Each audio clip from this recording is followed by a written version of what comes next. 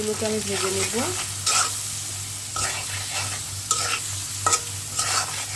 আজকে আমি রান্না করব চিংড়ি মাছ দিয়ে পুঁই শাক।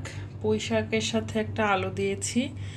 আলু দিয়ে পুঁই শাক চিংড়ির এই রেসিপিটা আমার কাছে দুর্দান্ত লাগে। আপনাদের কাছে কেমন লাগে তা কিন্তু অবশ্যই আমাকে কমেন্ট করে জানাবেন।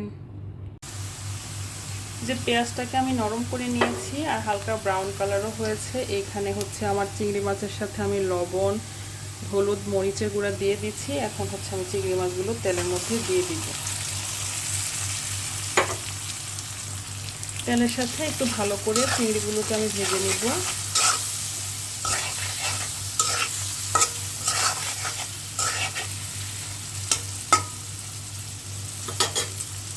গুলো ভালো মতো কষানো হয়ে গেছে। এখন হচ্ছে আগে থেকে কেটে রাখা পুঁই শাক আর আলুগুলো আমি দিয়ে দিব। আপনারা চাইলে ছোট চিংড়ি দিয়েও কিন্তু এই রেসিপিটা করতে পারেন, তবে আমার কাছে যেহেতু আজকে ছোট চিংড়ি নাই সেজন্য হচ্ছে আমি বড় চিংড়ি দিয়ে রান্না করলাম। আর বিদেশে এমনিতেও ছোট চিংড়ি পাওয়া যায় না।